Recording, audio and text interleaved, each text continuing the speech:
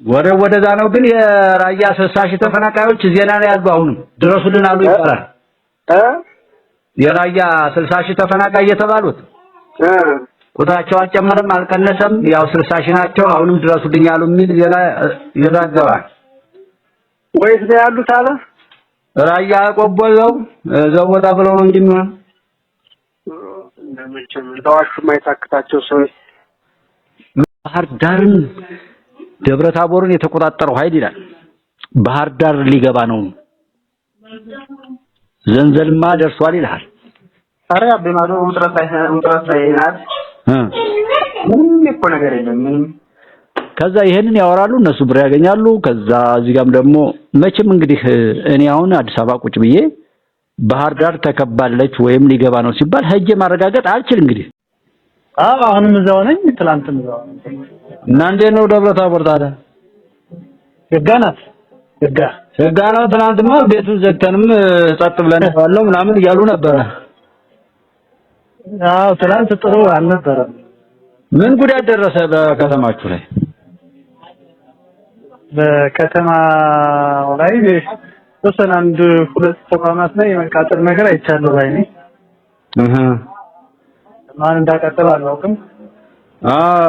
ሰው ዘግተን እዛ የነበሩት አሁን እኛ ዝም ብለን ሰላም የለ ምንም ተኩስ አልፎ አልፎ ይሰማል አደባባይ አካባቢ ዘግተን ዝም ብለን ተቀመጥን እንደዛ አሉኝ ትናንትና እስከ 10 ሰዓት ድረስ ልክ ነው የጉዳት መጠን ባናውቅም እንደዛ ነው ያልነው። ቤተሰብ ምናምን ሁሉም ደህና ነው። አንተ ልጆች ባለቤት ሁሉም ሰላም ነው? ዛሬ ስራ ጀመራችሁ? ዛሬ ያው እንቅስቃሴ አለ። እኔ አልገባውም በአጋጣሚ ኖርማል። አይ ጥሩ እሱ ምንም እንትን የለውም ማለት መነካካት ነው። ይሄ ጅሉን ብቻውን ይዞ ስለሚጠፋ ችግር የለውም። አብሮ የተነካካው ሰው ነው ወይ ወሬ በማቃጠል ወይ በሆነ ነገር አለ መነካካት አለ በመስሪያ ቤትም በየትኛውም በጓደኛው ላይ አረ እንዴት ሆነስ ታረጋለህ? እነዚህን ተቋማት ማፍረስ ማለት እኮ ወሰብ እንጀራ እንደመርገጥ ነው። መጀመሪያ እኔ አውርቻለሁ ታስታውስ ከሆነ ፔዳ የተገናኘን ጊዜ ባህር ዳር የዛን ጊዜ ያወራሁትን ማስታወስ በቂ ነው። ያ ልጁ የሆነ ወጣት ልጅ አስታውሳለሁ ዘመኛ ስለሆነ ምናምን ሌላ ቦታ ላይ እንደዚህ ብታወራ ምናምን ብሎኝ የለም አማራ ለማጥፋት ነው ብዬ ያንን ወሬ አስታውሰው ዝም ለበቃ ያወራ ነው። ልክ ነው። ያንን ነው እያደረጉ ያሉት። ይሄንን ህዝብ እኮ ማራቆት ነው በዘላቂነት ለማጥፋት ይሄው 1 አመት 2 አመት ከጀመሩ ጀምሮ የሚያደርጉት ህዝቡን በዘላቂነት ለማዋረድ ነው።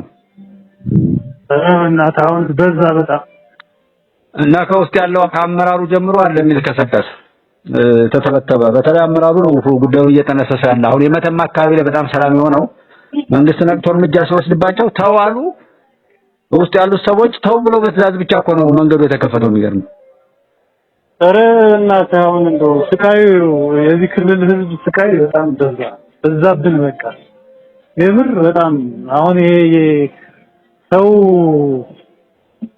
በተለይ ተማሮ የነበር ይሄን እንደ ኦፖርቹኒቲ ተጠቅመው የሚሰርቁት የሚዘርፉት ጋር ተያይዞ እጅግ በጣም ከምነግር በላይ ተማሩ።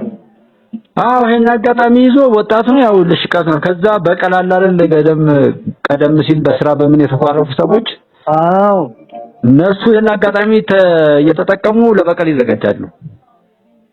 ረበስማ አንተ እኛ መሄድ አንችልም ነበር ታውቃለህ ወደ ባህር ዳር ወደ ጎንደር ምናምን እንደዚህ አይደለም በቃ እጀባ ምናምን ባለበት ጠብቀህ ካልሆነ እንደልባት ወጣም አረ በቃ ወይ የሆነ ዲቫይስ ምናምን ይዘህ ከሆነ ያችን አስረክበህ ወይ ደግሞ ትንሽ ብር ካለች ያችን ሰጠህ ነው በቃ መጣ ነው ዘረፋ እንጂ እንግዲህ ይሄንን ነው እንደ ጀግና እየተባለ ጠላት ሁሉ የአማራ ህዝብ ጠላት ሁሉ ሰርድና መልስ ሆኖለት በየሚዲያው እየጨፈረ ነው በታው።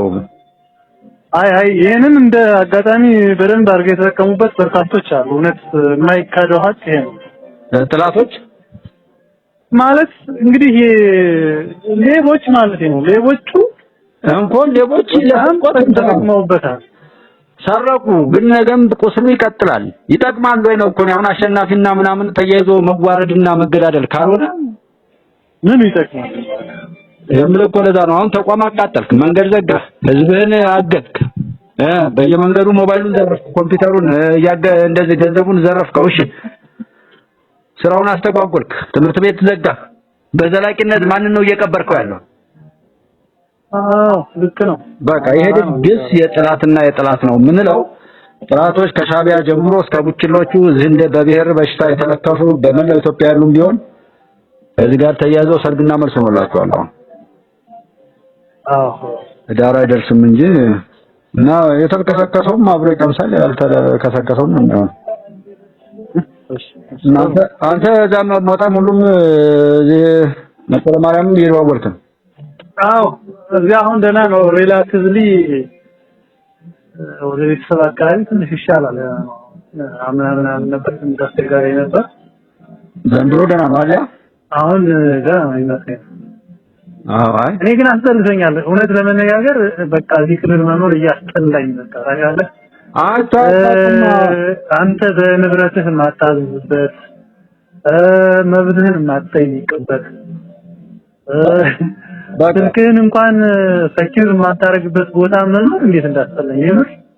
ስልክ ለማውራት እንኳን ነፃነት ማጣት እንግዲህ ተመልከተ።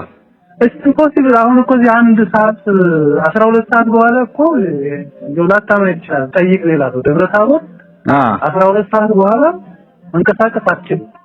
ዝም ብሎ የሽፍታ ሀገር ከተገኘ ተበላ። በስተት ሰው ደግሞ ምናምን እንካክ ማን እንደሆነ አታውቀው ከታክታታ እንደሆነ አታውቀው በቃ ትበላለህ፣ ትገረፋለህ፣ ትደበደባለህ፣ ንብረት ከሌለ ትገደላለህ። አበላሽተውታል። እሱ ቀደም ጀምሮ ታስታውስ ከሆነ እሱ አካባቢ እሱ መስመር ላይ ይጠቀምበት ነበር ህዝቡን። አሁን ወያኔም የተበቀለው ህብረተሰብ እንደ ደቡብ ጎንደር የለም።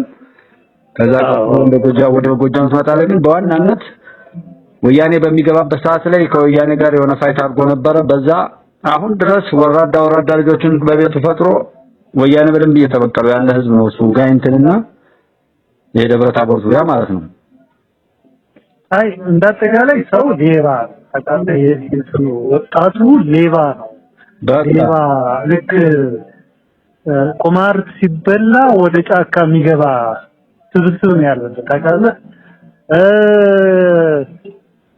የሆነች ነገር ይይዝና መሳሪያውን በመንግስት የሚያሳድረው ያኛው ግሩፕ ያችን መሳሪያ እንደ ዊፐን ሪል ዊፐን ማለት መስረቂያ ዊፐን ነው ማንገራገሪያ መሳሪያ።